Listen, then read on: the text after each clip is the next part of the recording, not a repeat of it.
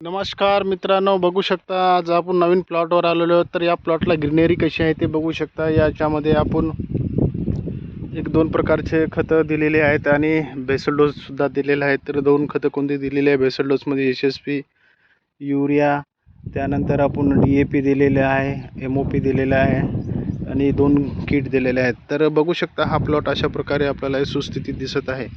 तर आणि त्याच्यानंतर आपण होमिक सोडलेलं आहे, जे साईक्रॉप साईनचं होमिक आहे. त्याच्यानंतर सुपरस्टार सोडलेलं आहे साईक्रॉपच्या, एकरी 5 लिटर असं सोडलेलं आहे. तर त्यामुळे या प्लॉटला अशा प्रकारे ग्रीनरी आलेली आहे. आपल्या मार्केटमध्ये कुठल्या औषधी आपण सोडतात ते नक्कीच सांगा. त्यासोबतच आपण 19-19 सुद्धा सोडलेलं आहे, जेणेकरून याला चांगल्या तिन्ही स्टेजची वाढ व्हायला, मुळंही वाढली पाहिजे आणि वरचा जो पानही वाढलं पाहिजे, त्याचा जे स्टंप वगैरे आहे ते पण वाढलं पाहिजे. या हिशोबानं आपण ते 19-19 सोडलेलं आहे. आणि प्लॉटमध्ये बघू शकता कशा प्रकारे ग्रीनरी आलेली आहे. तर तुमच्या प्लॉटमध्ये तुम्ही काय काय सोडलं ते नक्कीच कॉमेंट बॉक्समध्ये सांगा आणि हा व्हिडिओ कुठून पाहत आहात ते नक्कीच सांगा. त्याचसोबत आपण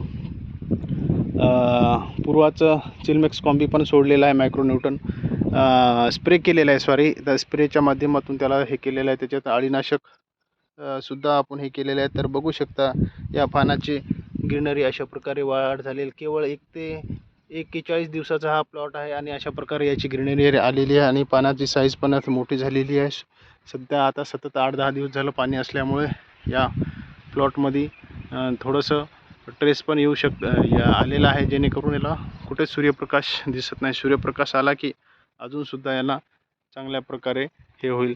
तर आपल्या प्लॉटमध्ये काय परिस्थिती आहे नक्कीच कॉमेंट बॉक्समध्ये सांगा आणि हा व्हिडिओ तुम्ही कुठून बघत आहात ते पण सांगा.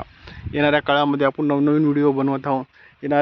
आता दुसरा जे डोस देणार आहोत, तर आपण पॉलीसल्फेट ICLचा, त्याच्यानंतर SSP, MOP, DAP असं देणार आहोत. युरिया देणार नाही, कारण युरिया वगैरे जर दिला तर आपण जेव्हा बेण्याला हळद ठेवतो तर ते सडण्याची दाट शक्यता राहू शकते, असं बऱ्याच शेतकऱ्याचं म्हणणं आहे. त्या हिशोबाने आपण ते करणार नाहीत. तर व्हिडिओ कसा वाटला नक्कीच सांगा आणि चॅनलला सबस्क्राईब करायला विसरू नका. धन्यवाद.